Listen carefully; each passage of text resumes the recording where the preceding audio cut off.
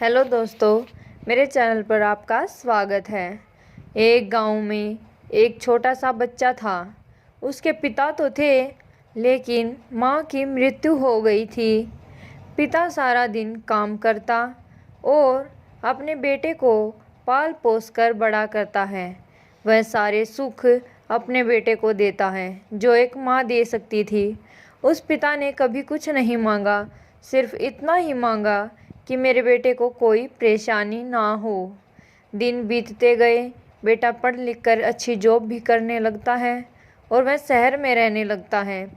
कुछ दिन बाद वह अपने पिता से मिलने आता है और कहता है, पापा मुझे कुछ पैसों की ज़रूरत है। मैं चाहता हूँ कि शहर में ही ज़मीन लेकर अपना घर बना लूँ। पिता इस बात को सुनकर बहुत खुश होते हैं। सोचते हैं कि मेरा बेटा है, एक ना एक दिन मेरा नाम करेगा। ज़िंदगी भर की बचाई हुई पूंजी को निकाल कर अपने बेटे को दे देते हैं। बेटा शहर चला जाता है और उन पैसों से अपना घर बना लेता है। पिता इधर इंतज़ार करता रहता है कि मेरा बेटा फिर से आएगा, एक ना एक दिन तो मेरे पास आएगा ही। जाएगा कहाँ?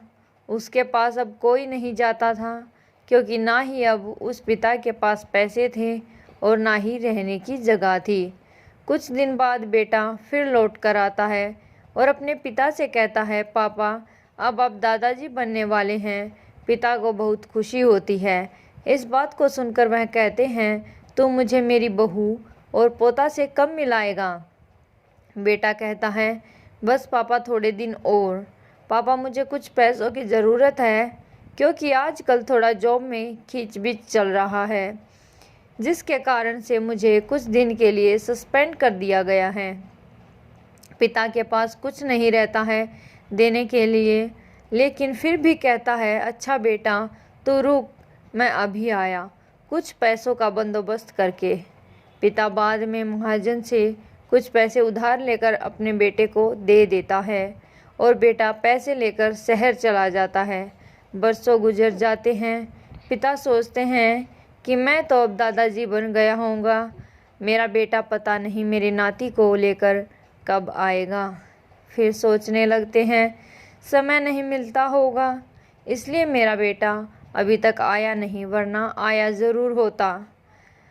तब तक महाजन 2-3 आदमी को लेकर उस पिता के घर पर आते हैं और कहता है कि आपके वादे के मुताबिक मैं पूरे 3 महीने बाद आया हूँ अपने पैसे ले जाने। पिता कहते हैं, मेरे पास पैसे नहीं हैं देने के लिए।